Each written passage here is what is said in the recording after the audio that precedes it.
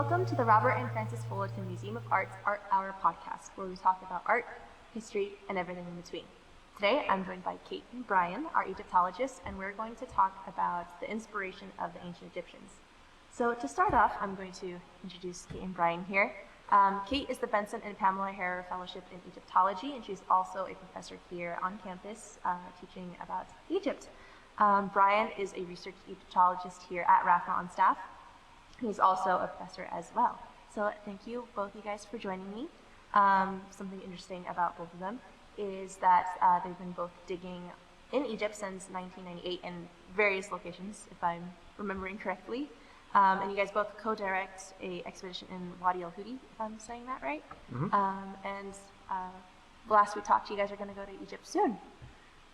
Yeah, Soonish, soon. yes. Yeah, around September. Something like mid-September, late September, October. You're never sure until it actually happens. Sweet. All right, Yeah. well, thank you guys for joining me. So, like I said, we are going to talk about some the inspirations that the ancient Egyptians had. So, Kate, why don't you start off just kind of like, what is ancient Egyptian art? Just kind of like a brief background so we all kind of have like baseline knowledge of what we're talking about. Well, what is art? That is one of the questions of the great philosophers. But for Egypt, art is everything to them. And Egyptian history goes on for 3,000 to 5,000 years, depending on whether or not you're counting the 2,000 years of the pre-dynastic period. So over that very long stretch of time, art changes, it alters, but at the same time, art is what kind of maintains Egyptian consistency. So, for instance, Egyptian history, if you know the history, actually changes a lot over time with different types of leaders, different types of control, but art is their constant. And it's one of the things that is one of the reasons why today a lot of people think, oh, well, ancient Egypt didn't change much, even though they're thousands of years old, because the stances were the same, or their features were the same, or their color schemes were the same. Art is kind of the thing that glues their society together chronologically. But the ancient Egyptians did not create art for art's sake. There wasn't a guy that was like, I want to make something beautiful today. I mean, yes, there was a guy that said, I want to make something beautiful today, but not just to hang on a display in a museum. Everything had a use, had a purpose, had a religious undertone, had a function. And it wasn't about just the aesthetics of it. It was about how it is a meaningful part of something bigger, and that is fundamental to their whole society. Awesome. So was it like, these objects had a function, but might as well make it look pretty since, we're not pretty, but, give it some aesthetic since we're going to be needing it anyway? Or is there like a mix of for aesthetic and like maybe ceremonial, or how did that work? Oh, yeah, that's a great question. Basically, the level of aesthetics was mostly correlated to how much money you had. Religiously and magically, an object that is ugly would work the same as an object that was beautiful, but the object that was beautiful would be more costly. So oftentimes for people who had more money, your upper class, those types of things. So it's amazing because if you have like small statues like Shaktis, right? A Shakti is a very small statue that supposedly comes to life for the deceased in the afterlife to do their work. King Tut will have ones that are beautiful wood, gold-plated, with the finest level of craftsmanship. But then you go to another museum and you see these little Shaktis made out of mud, and they were just kind of like rolled and dried, but they're still kind of the same shape.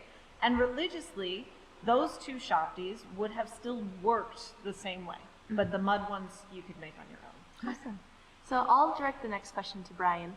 I think when we all look at like an Egyptian piece of artifact or art or something, we know it's an ancient Egyptian, even if we don't know, the niche facts about it. So what is it about ancient Egyptian art that makes it Egyptian? Like, what are those significant characteristics?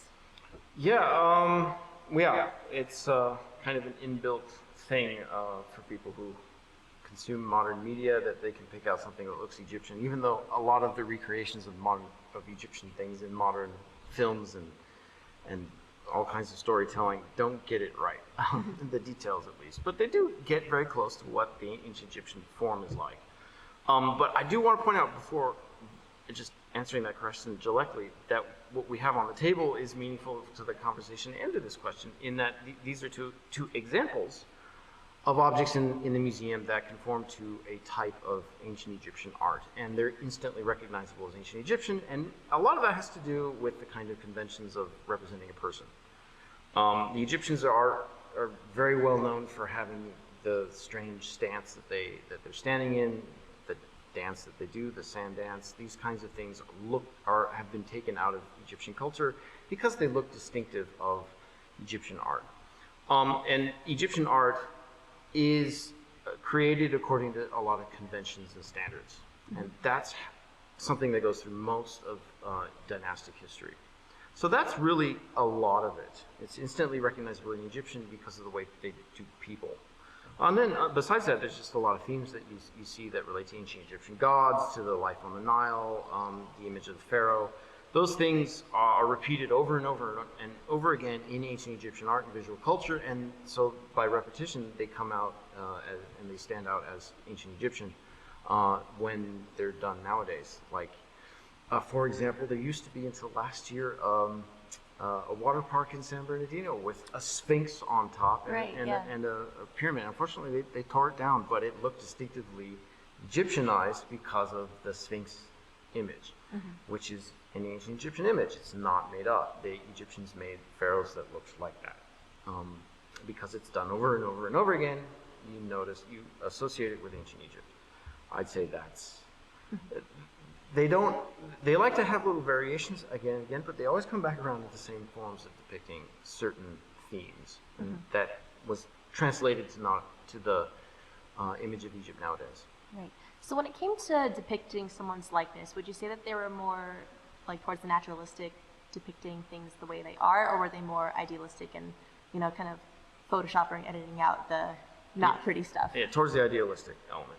Unless if something about your physique or your role in society was distinctive enough that they wanted to represent you that way. For example, stereotypic dwarfism was represented as dwarfism, and that's because the roles for dwarfs in ancient Egyptian society were special, and so they represented people in that way because it was important to their role in society.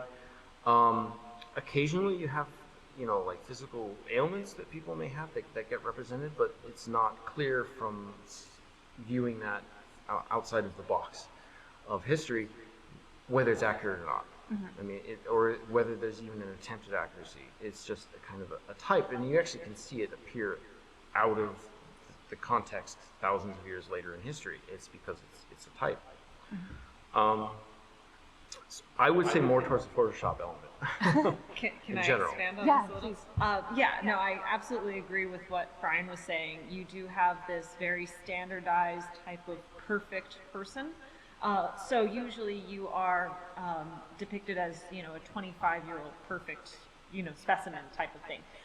Men usually have two different forms. You have your 25-year-old perfect buff self, and then sometimes you also have an older representation of that person. And these two representations of the young and the old will be together very often in the same tomb next to each other, or in pairs of statues next to each other.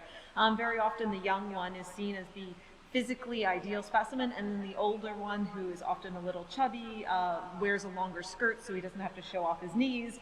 That one is usually seen as the successful official. Like, I have become successful enough in my life that I now have earned my stomach pudge. Because, food was a form of money. So, like, if you're wealthier, Or even young scribes will have the stomach pudge. Yes. Yes. But it's the stomach pudge shows that you've actually earned more money during your lifetime because you've been able to eat more.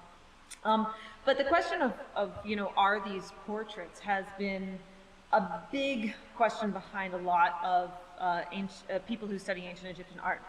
But a lot of times there are exceptions where you're like, oh yeah, that one might have been a real person. But for the most part, thousands and thousands of our images look like the ones on the table. You wouldn't be able to know exactly who that was. But the one thing that makes an image specific is not the image of the face or what they're wearing or their physique, it's their name. The way that they would personalize something was by having their name inscribed on it. So you could have images that are all exactly the same, even man versus woman, like the statues of King Tutmosis III look exactly the same as the statues of King Hatshepsut, a female king. They were probably made by the same artist craftsmanship, and she's dressed as a man. But at the same time, the way that you tell them apart is through their name. If you just have a part of their face, you very often don't know. So the name is what made it individualized. And that actually makes these objects a bit on the table a bit obscure in the sense that neither of them have names on them. Yes. For different reasons. This is part of a tomb wall, and the name has just been obscured through the paint fading over time. And the statue that's on the table, a seated statue, is uninscribed, so it's not a complete object. So we would have like no clue if it's supposed to be a man, a woman, age, nothing like that. Well, it's done in the style of a typical Egyptian gentleman. It's a man. Yes. Okay. Hatshepsut's and a an rich man, exception so. because she was a female king, so she would have herself depicted in male clothing, but nobody else did that except for a person who needs to be a man to take on the role of kingship. Okay, so she kind of, because I don't know much about her, so she kind of was always depicted as a man because of her status as pharaoh. Not always, no. but she started her statuary early, more feminine, wearing male royal regalia, and then over time, over her 10 or 15 year reign, she actually then had herself more depicted as a man, because it's the role of kingship. You needed to be male to be king. And So she especially took in that on. certain ritual roles that those statues are being used in. So Right. in the offering stance she's depicted in, that is the role of the king as an offering, as a person who offers to the god as their heir, and their legitimate heir on earth as Horus. And then in her mortuary temple, she's depicted as the god, wrapped as the god Osiris is, another male role, as a ritual role. Right. But not everybody did that. She's the exception. She was doing this as part of explaining the unusual circumstances that she was ruling in. Right. Yes. So earlier, Kate, you mentioned that, how nice some of your shoppies look depended on, how much money. So when we look at, I don't know, let's say someone who's rich who has a lot of stuff, if they have a tomb or, inscriptions all over it, would it always depict, like, the figures in the inscriptions or the art that they had, were they always depicting other, like, rich people or just themselves, or would they ever depict, like, the common people and, like, the really ornate stuff? So within a tomb context, like if you are building yourself a tomb and decorating the entire thing, you are depicting the entire world, right? But you as the head of your world are going to be, up until the 18th dynasty, the main person depicted in it, right? You as the tomb owner will have all of the big images, but then you're going to be like looking out through the registers. Those are the lines of images. You're going to be looking out at the world. And so some of those will be your fellow relatives. There'll be sections where your family and your friends are depicted. Some of those will be your workspace sometimes, the scribes that you work with, what you do in your job. But a lot of them will also be the lands that you control, the people that you the people you are overseeing, the farmland. And in those types of images of daily life, very often, things like farming or craftsmanship or bread and beer baking or wine making. There's a bunch of wine making scenes in ancient Egypt. They will show lower class people doing the positions, but you can tell the difference based on their stances. So the upper class people, especially the tomb owner, will always be in frontal stances. They will be facing forward, or exactly to the side, as you can see in this front image with his shoulders to the front. They're always going to be like engaged with the room, and the reason that they do that is because they're actually like bigger than everyone. and they're also going to be bigger than everybody else. Yes, because size is an important thing. Size equals importance. If you're smaller, you're not as important. Gotcha. But if you are frontally facing, you're actually engaging in the space. So if you have a tomb owner that's taking up the whole side of the wall watching these registers, he's both in charge of those registers, but he's also in charge of the space of the tomb that you walk into. Whereas if you're in that same tomb and you like hone in on, I don't know, some people tending to cows, they're going to be like looking at the cows, or they're going to be farming, they're going to be looking down and away, sometimes frontally, but they are not going to be engaging with the space in the same ways, because their job is to do that thing for all of eternity, because if it's on the walls in a tomb, it is meant to last forever and to come to life for the deceased in the afterlife.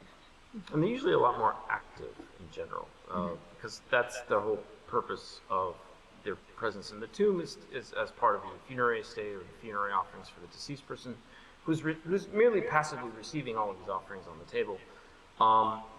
They are producing them. They are tending the cattle. They are slaughtering the cattle. They are bringing them to the tomb owner, and that's their function.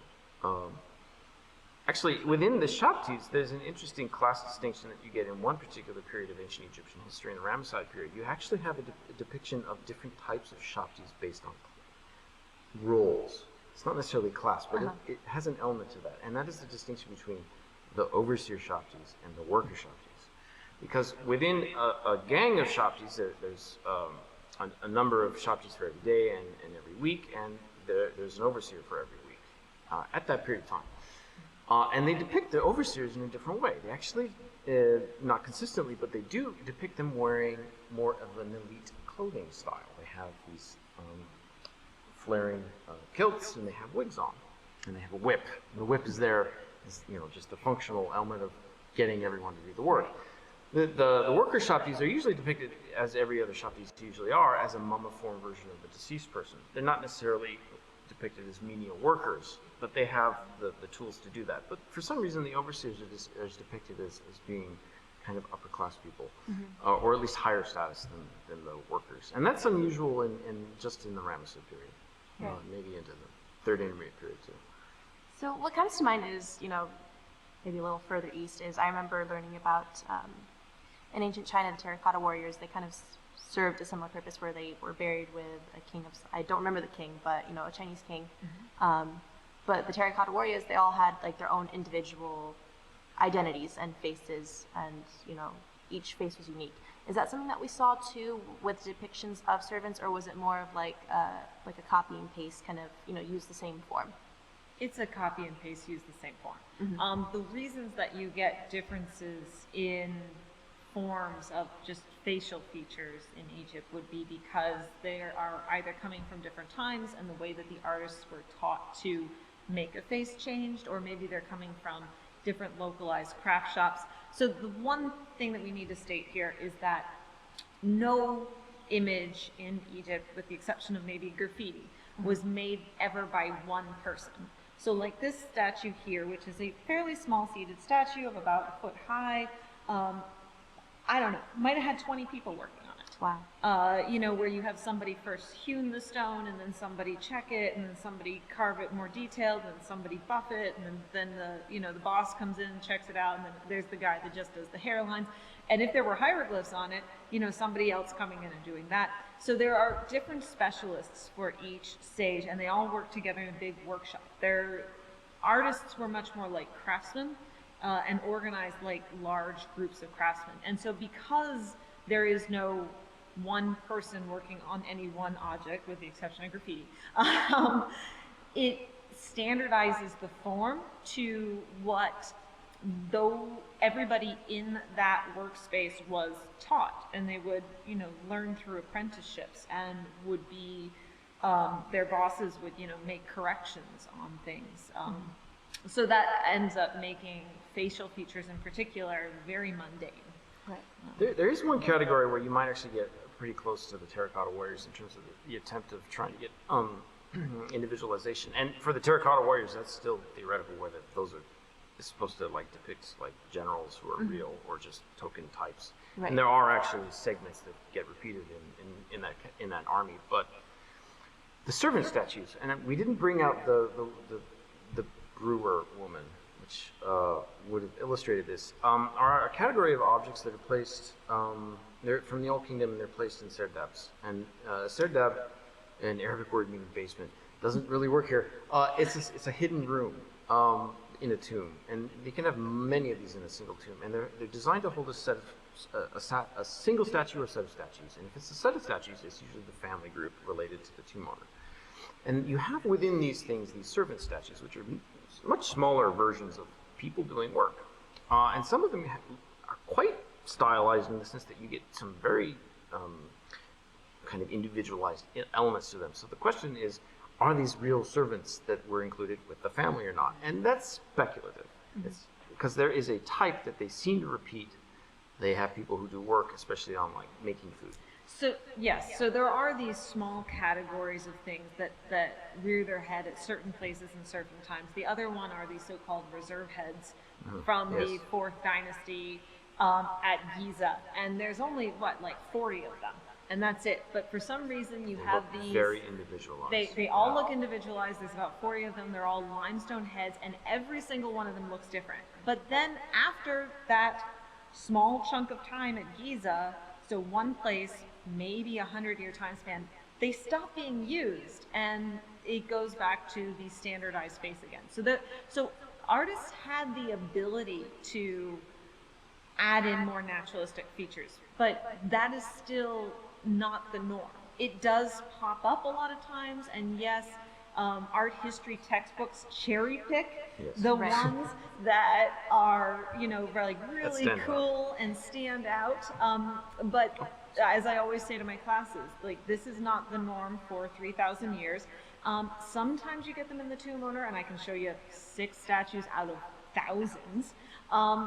But most of the time, especially when we get to things like the New Kingdom, this specialized variety, or where the artist starts to play with things, often happen in these smaller, more common figures. When you're dealing with the giant tomb owner who everybody's supposed to be looking at, they're very formalized. But if you then, hone into the servant woman on the very top level of, Rechmi Ray's tomb, or you look at, these little dancers in a smaller part of a tomb that have, about 4 inches of space on the lower left-hand side, not where the focal point of the tomb is, the artists can really start to play with details. They start to have fun. They start to have fun there. They pick scenes that you wouldn't see, or they pick things that are twisted or a different way that you wouldn't notice before. Right. So they'll show like the one in Rechmi Ray, the servant girl is actually turning from behind, and it's one of our only pictures of a butt in ancient Egypt. Oh wow. But again, in the tomb of she's Mia, 6 inches high and like way up at the top level. So like that's not what they were supposed to be doing. That's what he did for fun because it wasn't the focus. But yet you look at an art history textbook and she's on the cover of most of them. Yeah. Wow. Today. There's usually a picture of her in most of them. But it's us cherry picking the past. Right. Yeah, they stand out. And you can go into other circumstances where you begin to think, is there an attempt at depicting something, individualized? And in royal portraiture, that's definitely a debated issue because each king's portrait looks different from the next king. Right. And sometimes within the canon of an individual king's art, it will change. So, highly trained Egyptian art specialists can tell you what the king is without the name because it is so individualized, although for certain periods of time, it just looks like another king. So some art historians today have debated specifically whether or not the king's image became the standard during each reign, or because if he's the king, then do all the artists look at him and be like, okay, what are we doing this year? Or if it was something that he dictated. And there are certain kings like Akhenaten, who is his own lecture, who specifically looked at all the artists and they're like, no, we're going to change all of this, and you're doing it this way. And then they followed what he wanted, and he is extreme. But that's another talk for another day. But clearly the artists and the craftsmen are taking their guidance from how much the king cared, probably. Or someone's giving them a standard to reach, and you can't go beyond that in terms of creativity, because it would be beyond the pale of the canon of the art for this king in this year. In this one, actually, and in this piece that we have on the table, which is made of granite and is done in a highly developed way, and it's a Middle Kingdom piece. We can begin to see what part of the Middle Kingdom. I believe it's the early to mid Amenemhat II. It's been given to the date, just based on its similarity to royal portraiture of that period of time. And this is made of a hard stone that is very hard to acquire if you're not part of a royal expedition. So the workshops that are producing the royal imagery are producing the imagery that everyone else is using as well, or at least the elites. And so what they have learned about how to make the human figure, it's fairly easy for them just to continue to do that in things that are going to other people. So that people generally are starting to look like the king over time because that's just what everyone knows how to do. It's not that they're consciously imitating the king. It's just that, everyone looks that way now. Yeah. So there's three main ways for people who are not the king to acquire art, and it's usually based on how much money they have. So if you are super wealthy, you can actually go to the artist and commission something. And then depending on how much you're interested in it, you can say like, no, I want this vision and do my vision. That is going to be the most expensive, the most elite people. But we do see examples of that in things like, governors and viziers and very wealthy people, like actively caring how they are being portrayed, and that they're paying these people. The next level down is that you buy something like this image here. You buy the image off the shelf, right? We have a very standard, like I fit the format, seated official. He is his 25-year-old perfect self, hands on his thighs. With amazing posture. With amazing posture, which no one could ever have. Yes. But if you looked around the side, there's no hieroglyphs on it. Right. And that's because what would happen is you would have this image mostly done, and then somebody who wants to spend a mid-level amount of money would go into the store, and it's kind of like a Things Remembered store. Well, we Gotcha. probably don't have those anymore. That's dating myself, right? Did they go out of Things business? now forgotten Things. store. Yeah. Uh-oh. Burn. Anyway, so then basically you would have your name inscribed on it, your phrases inscribed on it, and it would be mildly attached to you and your person. And then the other thing if you wanted to spend even less money, is you would have no input in the image, and it would just be like a buy an image off the shelf, and maybe you'll just get your name, but you're not going to pick the entire inscription. You're not going to pick, the amount that it is personalized to you. And I think that is mostly related to how much money you have. And then at the lowest levels, or at least in certain periods, the more common levels, people are making things for their relatives or their friends too.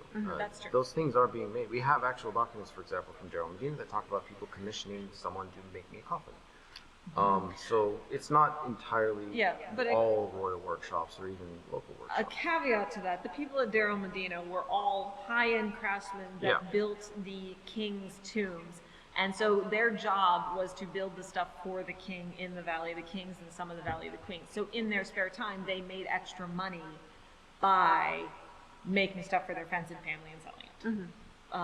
So that's why you picked that guy. But there are enough localized traditions out there from all different periods of Egyptian history to note that there's more than one workshop. Yes, and sometimes there's even there are certain characteristics that can even be linked to specific workshops at specific times. Right.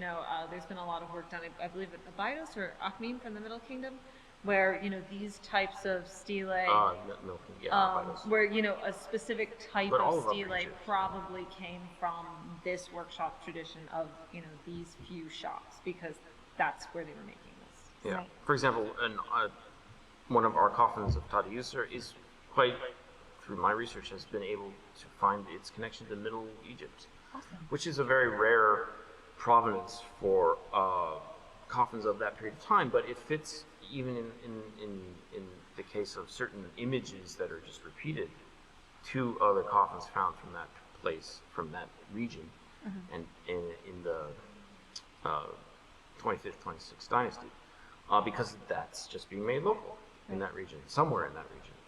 And you can trace that with coffins really well, actually, but other categories of objects too. So it seems like all the examples you guys have given, if it's like a statue or if it's like something on the wall where it's 2D, it seems like everything's either front-facing or side-facing. Was there ever any examples of like a 3/4 view or like a half turn, or was it very much No, like there's this XY dancing plane? girl Well, yeah. that everyone talks about. Those 3/4 views, the half-turn views, the fully frontal views, all of those fun views are usually these smaller images that artists are playing with in the background. And yes, they exist. So for instance, there's this really cool image of a musician who's sitting with crossed legs, and you can see the bottoms of her feet. Super cute. She's of course in every art history book, and she deserves to be. But at the same time, this isn't how you would ever depict the majority of upper class people. That was beneath them. And her face is frontal. Right. As is all of the musicians in that row. They all have frontal facing, head tilted, cool hair, and feet showing, and then you have these dancing girls. Wow. So this is where they get to really play with it. But you wouldn't do that for the person who's paying your check, because he wouldn't appreciate that. Gotcha. You have a lot of fluid movement in the depiction of the human body in certain areas, especially in war scenes where it is the foreign army that is being overrun. There's a huge amount of movement, and they will twist bodies in all forms because that is a symbol of the pain that they're going through. That's true. Yeah.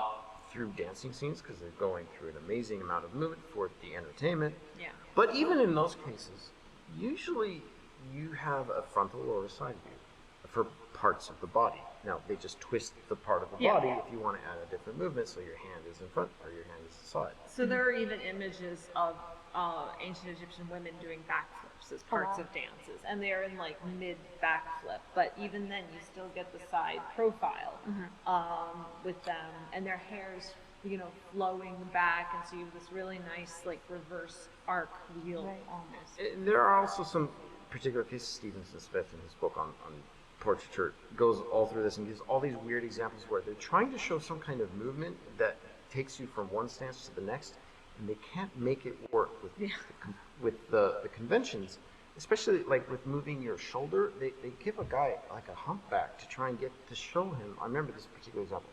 Show him moving in this particular way, and it completely distorts the image because they are still working conceptually, not just like conventionally through their training, but conceptually through depicting the human body in front or side. Yeah, and all of that type of thing is usually in two-dimensional art. So in three-dimensional art, like the statue that we have here, you would never really get any errors between right and left or shoulder rolls because it's a three-dimensional image. Right. This comes through a lot mostly in two-dimensional images because you want your shoulders facing forward, your hips facing to the side, so you can see how his belly button is coming to the front and his shoulders are off to the side and his head's to the side. And usually, ancient Egyptian art, when you have a striding figure, you always have the left foot forward. Just for some reason, you always have to depict the left foot forward. So when a man like this one is facing to the left, that works really well, and they can get all the left side correct. But if you have the reverse image, and there's lots of them, where they're facing technically to the right in the tomb or on the wall, but you still need your left foot forward, that poses the problem that technically you should have their entire backside facing the viewer. And, so the artists have had to like skew the whole image. And if you specifically look at right-facing figures, two-dimensional figures, and try to figure out which is left, which is right, knowing that it's always the left foot forward, you'll see all these crazy problems with like how their hands are depicted, whether something's going in front or behind, and like how do you turn your hips the whole way around like that? Right. So it's really a cute little nuance to look for in 2D art. So we're just about wrapping up. I do have one question though, and I think throughout this whole talk that we've been having, our whole conversation, all the examples we've been talking about are from tombs or funerary. I was wondering why that is, and it seems like, you mentioned earlier that, that art that was built for the tombs and stuff like that, it was meant to last forever. So is the reason that all the examples we've been talking about because that's all that's lasted, or is it that's where they spent most of their time, like, and focus? Or was there, like, art in other fields of their lives? So, is this me? Either of you. So, Can I stop you? really fast. Yes. The majority of art is either from temples or tombs. Okay. And that's because those were made in stone. Stone was to last forever and ever and ever and ever. So if you wanted something to last till the end of time, you would make it out of stone. So they would actively make temples and tombs out of stone. So we should have also been talking about temples, and almost everything we said also applies there. Okay. But that being said, if you're making a house or even an administration building or a palace, those might have been decorated, and a lot of them were when we have remains, but that was plaster and paint. So archaeologically, those have crumbled to the ground. And we do have plenty of examples to show you that, yes, they did in fact paint their palaces with really awesome designs, but just statistically, there are so many fewer examples. Mm-hmm. Go ahead. No, that's right. I mean, I would have gone there too. That I think also we've been trying to address the kind of generic art for individual people, not just the king. And in those cases, the investment that people made in their tombs seems to be a lot more than even their houses in terms of what's preserved. Absolutely. This is a high investment, this stone statue, of your wealth in something that hopefully would pay off. That's the idea behind it. And that's for eternity in their tomb. They didn't necessarily have statues of themselves in their houses, although they had statues perhaps of their relatives or of the gods in smaller form. They're deceased and smaller. relatives. Yes, they're deceased That relatives. they are It's part of a religious practice that would have appreciated the investment in it for your own benefit of getting in good graces with those figures. You can make some very beautiful living spaces with just mud and mud brick in ancient Egypt and in modern Egypt. There are a lot of pre-modern houses that are still preserved in Egypt are amazing, and they're just made of mud. At the core, they're highly painted, and it's surprising what they look like after they're painted, but you can get a lot out of just basic materials to live in and surround yourself with beauty. And the images we have of the palaces are that they're entirely painted. But Like the whole space is decorated. one thing I would add is that very often today people think that Egyptian art was just, gray or stone colored or bland, and that is not the case. The paint has come off in most cases, and so all we have is what was carved. But the Egyptians loved color, massive amounts of color all the time. Everything was lavishly painted and decorated, and these tomb walls would have been super bright, and temples would have been like super bright with like lots and lots and lots and lots of different colors. But today we get, limestone columns that are beautifully carved, but you have to, it really skews our image of what it would have been like to be in an ancient Egyptian space. So imagine, a 5-year-old painting it. That's what it would have been looking like. As many colors as possible on every single space. So the example that we have here on the table, where it's the seated figure that's carved, I think we said from granite of some sort. Would something like this have been painted too? That's a great question, because in this particular case, the color of the stone is significant. It's important to show it. And it's important to show it. So things like the face and the arms or the chest, because he's not wearing a shirt, would have had a light glaze, but where the stone color still came through. And the hieroglyphs could be picked out with color too. Yeah, That would help. places like the kilt, that would have been more solid color, or places like the wig would have been more solid color, but they would have let the natural color of the stone show through with just a light, thin coating over it in those cases. But yeah, as Brian said, especially if you would have had hieroglyphs on it, it would have been... They would have filled that in with color to make it stand out. Filled in And with sometimes in later periods at least, I'm not sure the Middle Kingdom, they could gild this kind of figure to make the other things like the face or hieroglyphs or other parts stand out with gold. Yeah, it's funny, Brian, when you were carrying this in, I'm like, this thing looks heavy, so if they wanted to use this material, they wanted to show that it was that material. It's what it sounds like. There's no point in buying this when you're going to cover it completely up. Right. Right, and that's usually where limestone comes in, because limestone is beautiful. It is also a very easy to carve type of stone, so it's just slightly harder than sandstone, but it keeps its form really well, whereas something like this would have been, I don't know, like an 8 on the Mohs scale of hardness, whereas limestone would be something like a 3. I need to check, I'm not a geologist. but it would have been a lot easier too. So you would normally use limestone for that type of, I want to cover this whole thing in paint, Right. and then you would just bring parts of the limestone out. And there are different grades of limestone too. Like Yeah. the local limestone in your town doesn't necessarily produce a tomb. Mm-hmm. You may have to put plaster over it, and if you have the connections, you might be able to import good limestone, which takes a really nice cut and will hold a hieroglyph for thousands of years and have paint on it that would stand up. Right. So the limestone from Tora was the best Like limestone Tora. of the country, and like people would bring that limestone to places all over, whether it's in their tombs or their statues, or coat the exterior of the Great Pyramid in Tora limestone. Because if you Wow. look at the Great Pyramid now, it has all these jagged blocks on the side. Those were the interior blocks. But just like at the top of Khafre's Giza. pyramid, yeah, they're from Giza. They're basically from the hole right next to where they went. So you have this giant hole, and they basically piled them up. But then they would have nicely cased it with Tora limestone from across the river and 20 miles away. So it would have been this beautiful shining stuff. And so there are very different gradations. Wow. Yeah. Awesome. But they love the picture that natural stones and some other Right. natural materials would make, and so they appreciate it aesthetically as well. Yeah. Yeah. Awesome. Cool. Well, thank you guys both so much for joining me. I think that's all we have time for today. So thank you, and hopefully we can have a conversation like this again sometime in the future. Absolutely. It was our pleasure. Thank you. Awesome.